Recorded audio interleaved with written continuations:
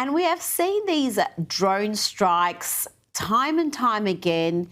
I'm not saying this one actually got the wrong target, but certainly there have been many in recent years under the Obama administration, under the Biden administration, where they did kill the wrong targets after that catastrophic botched withdrawal out of Afghanistan. They targeted, I think it was 10 innocent Afghanis that they killed, including a number of children.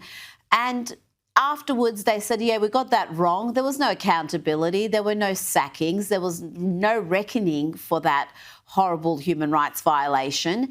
And now they're wanting people to be feeling sorry for these drug runners. I mean, it seems incredible because that was only just a few years ago. They must think the whole country has got selective amnesia.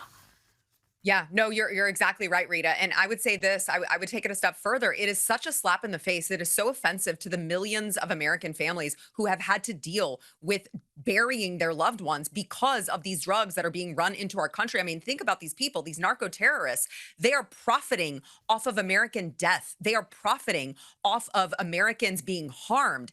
And the Democrats, instead of cheering our administration on for making this country safer, they are actually calling them war criminals. I saw the Washington Post, I believe, they wrote this very sad story. It was a very sad, sympathetic to these poor narco-terrorists who were left stranded on this island with this boat that wouldn't work and how we were supposed to feel sorry for them. And I'm like, I'm actually really glad that they got blown up. I hope more of them get blown up. I don't want these people bringing drugs into my country. And I believe that my thought process represents the absolute majority of the American people. We're just not buying it anymore. Now, ousted Oxford student President George Aberoni, who celebrated Charlie Kirk's assassination. Well, it wouldn't surprise you, Sarah. He's now playing the victim. Have a listen to this. Calling out what has also been a lot of kind of just racist and classist vitriol based on the fact that I'm a black person, the fact that, you know, I'm a student at Oxford. Sarah, he celebrated the shooting of Charlie Kirk, who he had hosted for a debate. He had stood face to face with this man, and yet he had that absolutely disgusting reaction. And listen here as he tries to justify that reaction. Mr. Kirk's comments don't exist in a vacuum, you know. He is an incredibly kind of polarizing figure, and I think it's almost a symptom of him, and my reaction a symptom of kind of how we have discourse online in which, you know, it's oftentimes very reactive. It's oftentimes about saying something almost inflammatory, almost because I wanted to say spark a conversation about kind of what happened. Oh, geez. There you go, Sarah. He's just trying to spark conversation.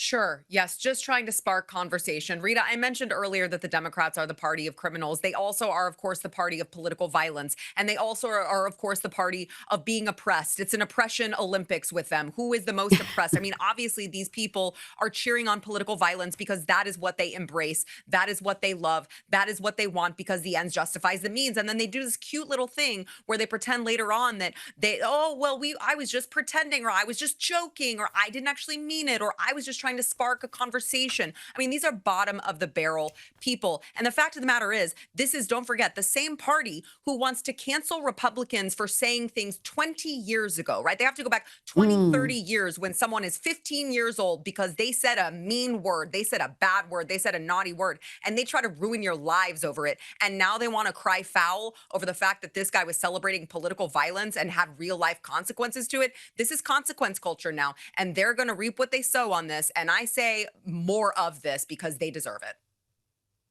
And the left is the same wherever you look, whether it's the Democrats in the US, whether it's the Labor or the Greens in the UK, or our own left-wing activists here in Australia.